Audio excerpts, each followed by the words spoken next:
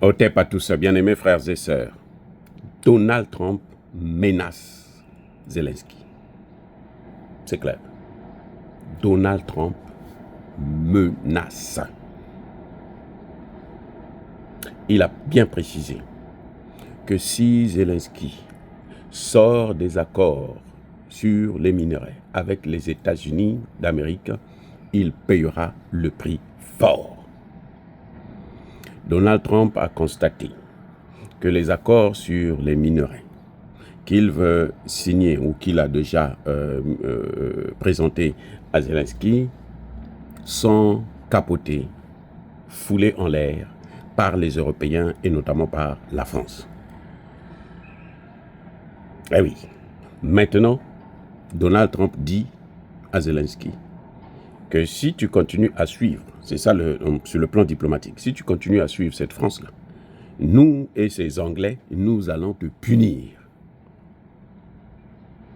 Je vous ai déjà dit que Donald Trump a besoin de relancer l'économie, de donner de la valeur au dollar. Et aujourd'hui, c'est clair que le dollar a pris un coup qu'il sera très difficile de récupérer. Donc, il faut qu'il relance au moins l'économie afin de ne pas d'amortir le choc. Maintenant, quand Donald Trump dit que s'il ne fait pas ça, il y aura des conséquences, eh bien, les conséquences ont commencé à tomber. Parce que les Américains ne veulent plus vendre, pas donner cadeau, vendre. Encore si c'était donné cadeau, bon, ils disent non, nous on vous a assez donné, ça ne nous a rien rapporté, on ne veut plus. Non, vendre. Zelensky veut acheter les patriotes pour la protection de son territoire. Il veut acheter. Il ne demande pas cadeau, il veut acheter. Les Américains disent non, on ne te vend pas ça. Va les chercher en Europe. Même si les Europes ont de l'argent, les Européens ne peuvent pas lui donner les missiles patriotes parce que ça appartient aux Américains. Et ces missiles-là, je vous ai déjà dit le problème avec les Américains. Ce n'est pas comme avec les Russes où vous achetez le produit et puis vous êtes libre d'en faire ce que vous voulez. Avec les Américains, ils continuent à garder le contrôle, bien que le produit est avec vous, vous l'avez acheté. Ils ont des codes que chaque fois que vous voulez utiliser leur produit, il faudrait qu'eux, ils vous donnent ce code-là. Et ce code a une validité de quelques heures seulement. Donc, tout le temps, vous devrez être en contact avec les États-Unis pour utiliser le produit que vous avez acheté auprès des Américains. Donc, vous ne pouvez pas jouir de votre produit tant que les Américains ne vous laissent pas le droit de jouir. Ça veut dire quoi? Ça veut dire que même si les Européens ont encore quelques missiles patriotes sur leur sol et qu'ils donnent ça cadeau à Zelensky ou qu'ils vendent ça à Zelensky, il faudrait que Zelensky puisse toujours avoir l'autorisation des Américains pour pouvoir les utiliser. Sans ça, eh ben, il ne pourra jamais utiliser ces produits, c'est caduc. Et il n'y a pas que le refus de vendre les patriotes à l'Ukraine, mais il y a aussi le fait que l'envoyé spécial de Donald Trump, après la déclaration de Donald Trump, 2 jours plus tard, il s'est rendu en Russie. Et quand il se rend en Russie, qu'est-ce qu'il fait? Il rencontre les oligarques, les hommes d'affaires russes, pour voir avec eux comment il peut bénéficier des terres rares, acheter des terres rares dans la partie occupée par la Russie. Vous savez, c'est ça le grand problème. Donc, en fait, Donald Trump est en train de sortir complètement de cette guerre. Il est en train d'abandonner l'Ukraine. Et on a entendu Marco Rubio vous dire que, si ça continue à traîner, si Zelensky ne veut pas signer les accords de paix avec Poutine, alors nous allons nous occuper de nos priorités. Donc ils vont quitter le dossier. Et quand les Américains vous disent ça, ça veut dire qu'ils sont déjà partis. Parce que Marco Rubio, c'est le secrétaire d'État américain. Et il fait la déclaration, il est en train de partir à Paris. Là où il y a une réunion entre les Européens, les Américains et l'Ukraine.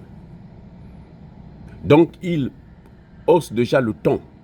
Il dit que ce qui va se passer là, nous ne partons pas là-bas pour aller discuter comment on va faire pour continuer la guerre. Non, nous voulons que ça s'arrête.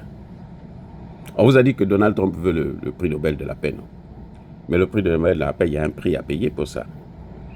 Surtout dans son cas à lui. En tout cas, il est le seul président américain qui a réussi à imposer un cessez-le-feu au Moyen-Orient. Et il est le seul président qui se bat pour qu'il y ait un cessez-le-feu en Ukraine. Et il est le seul président américain depuis 30 ans qui dit que Kagame doit sortir de la RDC afin que la RDC puisse être libre. Voilà. Donc, Donald Trump est en train de nous montrer là qu'il est un candidat redoutable pour le prochain prix Nobel de la paix. Parce que toutes les conditions sont réunies. Que ce soit en Afrique, notamment en RDC, en Ukraine, au Moyen-Orient, lui, il veut la paix.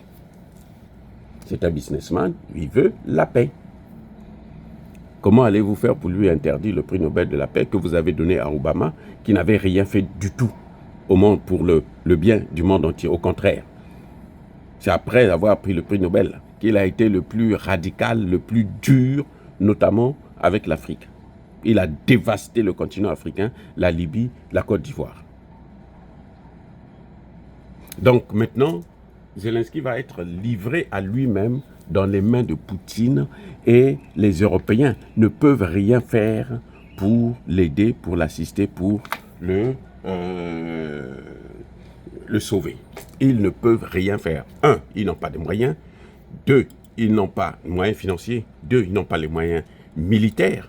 3, les militaires de leur pays ne veulent pas du tout entendre parler d'une intervention militaire des armées européennes en Ukraine. Voilà ce qui est en train de se passer. Les amis, Zelensky est dans de sales draps. Il est temps qu'il s'asseye sur la table de négociation. Mais ça va être difficile pour lui de négocier, puisque lui-même, il a fermé la porte à toutes les négociations avec Poutine. Et aussi, Poutine le déclare illégitime, puisque son mandat a expiré, ça fait maintenant près d'1 an, qu'il n'est plus président légitime, qu'il n'est plus élu et il n'y a pas eu d'élection. Il gouverne avec une loi martiale qui lui permet de rester au pouvoir jusqu'à ce que la guerre, tant que la guerre continue. Et donc pour lui, il a d'ailleurs intérêt à ce que cette guerre continue afin qu'il puisse continuer à être au pouvoir. Parce que s'il organise des élections aujourd'hui, il va les perdre à tout coup sûr plutôt. Et Donald Trump l'a dit, il ne détient que 4% de voix dans son pays. Oui, et Poutine a posé des conditions d'ailleurs qui sont très dures, qui dit que pas question de l'OTAN, pas question d'armement. Nous devons contrôler l'armement de l'Ukraine. Il faut démilitariser l'Ukraine. Et ça, les Européens ne peuvent pas faire autrement. Emmanuel Macron qui veut la guerre, il n'a qu'à aller la faire lui-même directement contre Poutine. Et puis c'est tout, on va voir ce qui va gagner.